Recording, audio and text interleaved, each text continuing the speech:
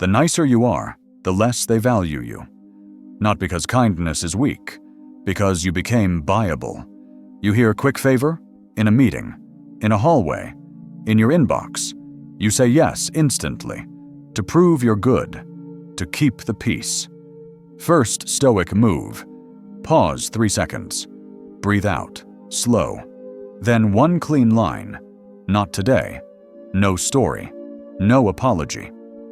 In the next few minutes, I'll give you 5 Stoic truths to stay kind without being used. Stay to the end. Truth 5. Changes identity. Let's tell the truth. Too nice isn't kindness. It's fear wearing a smile. At work, you cover their mistake. You fix it quietly, so nobody gets upset. They say, thanks, with a friendly tone. Then they promote someone else. Because you weren't respected. You were convenient. At home, they joke at your expense. You laugh with them, so you don't seem sensitive. Inside, you shrink. Outside, you smile. On your phone, your message hits seen. Your stomach drops fast. You type a second text, not to connect, to rescue your dignity. You call it loyalty, but it's bargaining. Here's the brutal part. You keep paying for love, with access, with time, with attention, and people learn fast. They learn your price. They learn you won't leave.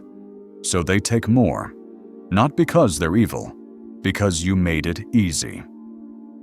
If this hits home, subscribe. So ask yourself this: how long will you pay for basic respect with your nervous system? And here's the Stoic lens: standards versus feelings.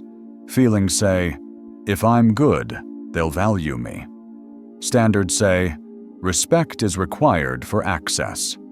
Stoicism isn't cold, it's clean, it's honest.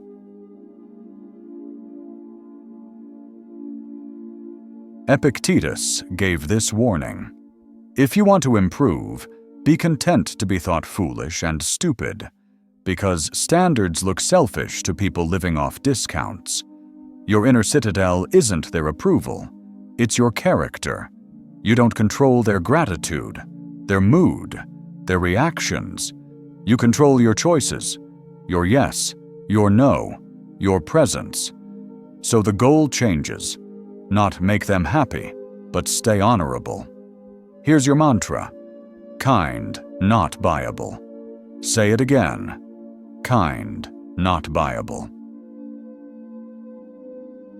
Truth 1. You confuse kindness with access. You give your time freely, your attention freely, your availability freely. At first, it feels loving. Then it becomes a habit. Then it becomes your role. Work example. Slack message at 10:47 p.m. Can you review this? And you answer instantly. Soon you're the default, not the respected one, the convenient one. Home example. They call whenever. They expect you to show, because you always do. In practice, do this. Set availability windows. Decide yes in advance. Use one clean line. Not today. Not this week. I'm not available for that. Punchline: access creates value. Free access creates discounts. Truth 2. You over-explain your no. You jade under pressure. Justify, argue, defend, explain. Because you want permission. Because you fear their reaction. But a long no sounds negotiable. It invites debate. Family guilt loves this. You never come around. You've changed. After all I did. And you start pleading, like a lawyer for your life. In practice, do this. A clean no needs no story. Use this exact line. That doesn't work for me. Then stop talking. Let the silence stand. If they push again, repeat the same line. Then silence again. No jade today. If you're done over-explaining, subscribe. Truth 3. You reward disrespect with effort. When they ignore you, you try harder. When they pull away, you chase more. You think love is earned, so you pay with attention. You pay with speed. You pay with overgiving. Text example. Message hits seen. Then you double text. Then you apologize for existing. Friendship example. They cancel last minute. You say no worries. Then you show up again. Work example. They dump a deadline. You save the day. Then they dump again. Cost. Your nervous system stays on. Your self-respect goes down. Your value becomes cheap. In practice, do this. Stop chasing signals. Start watching patterns. One message only. Then you wait. No follow-up. No pleading. No just checking. And here's the check. If you saw yourself in the first 3 truths, this isn't a rough patch. This is a system running on your forgiveness. Truth 4. You fear being disliked. You confuse conflict with danger, so you avoid saying no. You avoid disappointing anyone. You keep peace outside, while losing peace inside. Then resentment builds quietly. You get tired. You get bitter. You go numb. Stoic truth. Discomfort is the price of standards. If someone gets upset, let them be upset. That emotion is theirs, not yours to fix. In practice, do this. Say no once today. Then survive the silence. Feel the discomfort rise. Do not escape it. Do not perform. Do not beg. Punchline. If your peace costs respect, it's not peace. It's submission. Truth 5. You need consequences, not speeches. A boundary without action is just a request.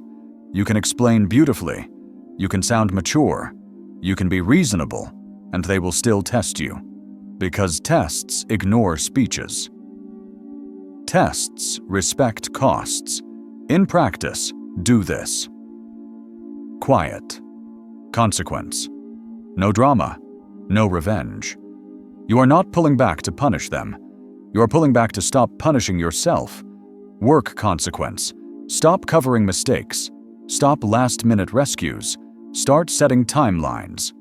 Use this line. I can't take that on. Then stop talking. Home consequence. Reduce access when mocked. Leave earlier when disrespected. Share less private life. Text consequence. No double texting. No chasing closure. Short replies or none. Punchline. Kindness without standards is a discount. Kindness with standards is quiet power. Now we train it. Not vague motivation, a real plan. For the next 24 hours, do 3 reps. Rep 1, the 3-second pause. Before any yes, breathe out slowly, then 1 clean line. Rep 2, no jade today. No paragraphs, no speeches. That doesn't work for me. Then silence. Rep 3, 1 surplus cut. 1 extra effort removed. No midnight reply. No rescue mission. No, I'll handle it. For what isn't yours. Now the 7-day practice. Day 1. Track your overgiving. Where did you discount? With whom? At what time? Day 2. Jade detox. 1 clean no in 1 conversation. Day 3. Availability windows. Choose your hours. Protect your mornings. Protect your nights. Day 4. No rescuing. Let small consequences land. Let adults manage adults. Day 5. Quiet consequence rep. If disrespect repeats, reduce access once. Leave earlier. End the call. Close the thread. Day 6. Headline kindness only. Help, then stop. Give, then rest. Day 7. Review the week. Write triggers. Write wins. Ask this nightly question. Where did I overgive today? What fear drove it? What will I change tomorrow? This is retraining.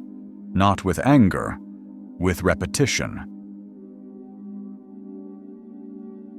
Now the identity shift, the real change. Old identity says, I must be liked. I must be needed. I must keep the peace. So you become too nice. You trade standards for comfort. You trade dignity for approval.